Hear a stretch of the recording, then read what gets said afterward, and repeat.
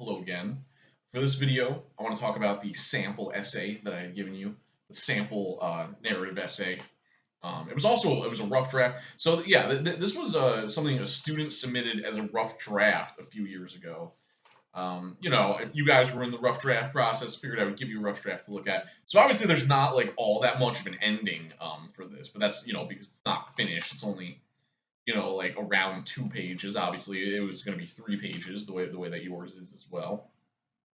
So I just wanted to go through and point out some of the things that I think were good about this sample essay, a couple of things that maybe could have been better.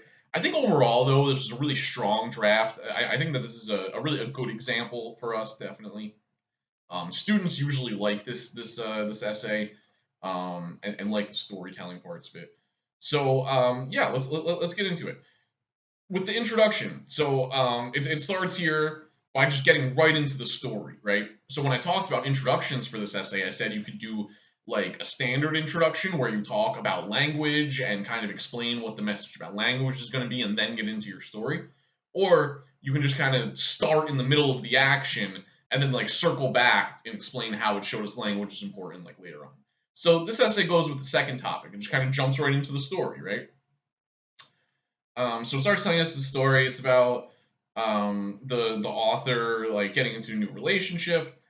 Um, and then so I want to focus on this second paragraph. They say here it starts 2 weeks quickly flew by, and before you know it, I was invited over to have dinner with the family. One thing that I think works here is the way that they start this paragraph. 2 weeks quickly flew by, and before you knew it, blah blah blah. They do a good job here, I think, of having these paragraphs kind of flow, like having these paragraphs kind of flow smoothly and sort of have a transition, but without using one of those like transition words that I'm sure you might have had to use before. Like they make it flow, but without being like then or next or something like that. So I think they do that with like the time thing, right? They say 2 weeks quickly flew by. So I think that was something that's good. And then they say, I sat at the table with Frankie's younger sister Katie and her mother Dina. Something I like about that, the specific names. I think we talked about this back a few weeks ago with the coming to an awareness of language essay, including like the specifics. That just makes a story feel more real. It makes it feel more relatable. It helps us to put ourselves into the story. So if you find yourself like describing like the people around you, or you're like, oh, my coworker said this, just give us the name. I think the name works. Her younger sister Katie and her mother Dina. Now these are real people who really exist, and we can picture them sitting around the table. Next sentence. Sweat trickled down my forehead while I nervously tapped my feet on the hardwood kitchen floor. I think this is a very good sentence. I think it's also because it's very specific. A lot of the stuff, when you're giving details and descriptions, you want to be as specific as you possibly can. So, like the fact here, he says he's tapping his feet, right? And he said he's nervously tapped his feet. And that's good because it gives us a sense of like his mindset and everything. We can picture it, being nervous, meeting the family and stuff, tapping his feet. And then it's on the hardwood kitchen floor. It's not just I was tapping my feet on the floor, on the hardwood kitchen floor. And now, like, can you hear that? That's me tapping my foot on hardwood floor I have here. But now that's like a specific sound that we can hear. It's something we can really imagine. So when I'm telling you guys to zoom in, I feel like I've been saying that a lot in the past few videos to zoom in on these scenes. This is the kind of thing we're talking about, giving these specific descriptions, specific details about the setting, that kind of stuff.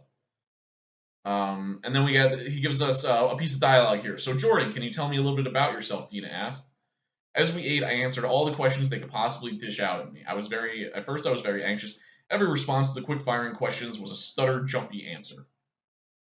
So this is good. Again, specifics, details, all that. I do think they maybe could have given a little more dialogue here, like maybe just giving us like one of the answers that the kid gave. Just because he says that his answers were stuttered and jumpy, so maybe we just could have seen like one of those. Because I think another kind of good thing to think about when you're doing this kind of writing for a narrative essay like this is if you ever find yourself explaining what somebody said, just give us the dialogue instead. Almost always it'll be more interesting, engaging, and just like make for a better story if you give us the actual dialogue instead of just being like, oh well, and then I told them I'd be there later. Just give us, okay, I'll see you later.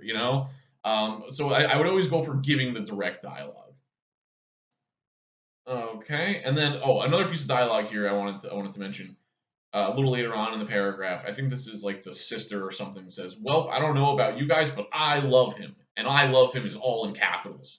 I thought that was a good use of like all caps that way to give us the sense that the sister was yelling, and like that's something that you could say, well, that's not standard English to have all capitals like that. But I do think that it captures something that just putting an exclamation mark doesn't really capture. Like it really captures like the excitement and the yelling kind of stuff. So I kind of like that.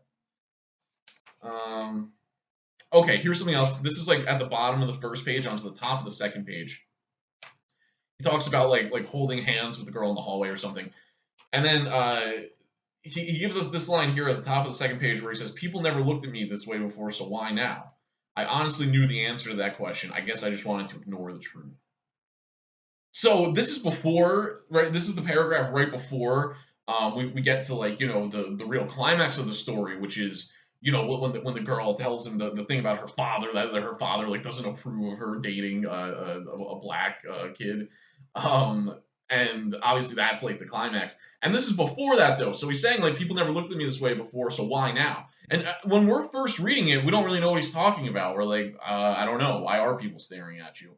But then when we get to the end, it's like, oh, now that makes sense, right? Like it's like a race thing. Like that's being stared at. Like that's what he's talking about when he says, "I knew the answer to that question. I just wanted to ignore it." Um, so that's something that to me really shows that this author had a plan. I think that's something that we like when we read this, the way that it like sets up the tension, and it's something that couldn't have been done if this author didn't have an outline, if they didn't have a plan coming into this of like, okay, in this paragraph I'll do this, later on in a different paragraph I'll do this. They clearly knew where they were going with this story. They must have done some pre-writing, some kind of outlining, or writing the thesis down, that kind of stuff I've been talking about. To be able to do something like this, which I think we like, I think is good. So then we get this scene where he's on a FaceTime call. And again, the specifics of it, that it's like a FaceTime, like we know what that is. He's looking at the phone. It's not just, oh, I talked to her and she said this. Um, yeah, and then she says, it honestly, she says her father does not approve of our relationship, and then it says, I mean, you are colored, and he does not want me dating a colored boy. I don't know why. He just doesn't like colored people. So that's the quote, and then here's what we get from after that. And he puts this whole next paragraph, or at least the beginning of it, in italics. And I think because so I'm just gonna read it, and then we'll talk about what he did. So this is all in italics, and it's right after that dialogue, and it says, "Pause. Why couldn't she just say dark skinned or black? Why couldn't she just say African American? Did he use that word, and did she just repeat what he said? Does she mean it? What is wrong with dating me? Do people really still talk like that? Technically, aren't we all colored?" These were all questions I asked myself in a matter of seconds. So I think giving us the direct thoughts was a really cool thing that this author did. Instead of being like, and then I was thinking about this, and then I thought this, and I was thinking this. Just give us the thoughts. And there's no like rule book that says when you give direct thoughts they have to be in italics. Like that's not a thing necessarily. It can be, they can't be. I don't know. But I think the way he uses the italics here, we get it. We know that these are supposed to be the inner thoughts, and he's putting them in italics. So if you want to give like if you want to do something like that in your essay, like give thoughts that are going on in your head directly, you don't have to put them in italics. You can if you think that works. But I just thought that was a cool thing for a lot of us, because one way I always think about this essay, this narrative essay about language, is that the story that we're telling is like kind of a moment of realization. It's supposed to be an experience that then makes us realize like, oh, language may be more important than you might think, whatever. Okay, so I like that part where it gives the direct thoughts. And then this next paragraph, I think, because so far he hadn't like really gotten into the message about language. Like most of the first page is just like storytelling stuff. But then we get this paragraph. He says, the phrase colored people was a term both linked to racial restrictions and segregation. The term was used to describe anyone who was not white, which implied that white is normal and that anyone with color is not. I've heard people say that this word is better than using other phrases pertaining to race, but honestly, I feel as if this word should be left right where it came from in the 60s. So which topic is he doing? Can you tell based on that paragraph which of the topics from the assignment sheet he's going with?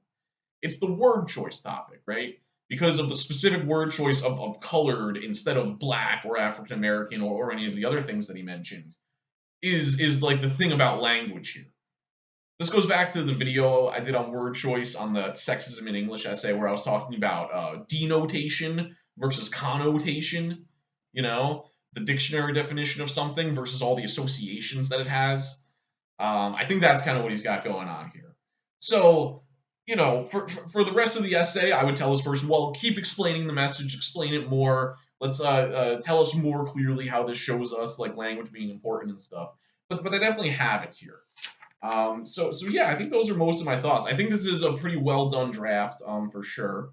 But I hope that you guys can just see like some of the storytelling stuff that this author did in terms of specific details, in terms of giving names, in terms of like zooming in on a couple of most important scenes. Like one of them is the dinner, the other one is the FaceTime call.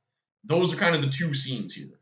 So make sure you're thinking about your story in that kind of way, and you have an idea of what the most important scene is, and that you're really zooming in, details, dialogue, setting, the whole thing. And then, yeah, at the end, he gets to the message about language, so we can see that too. All right, I think that's it for the sample essay. Hope you guys got something from it that maybe can help you with your own essay. All right, see ya.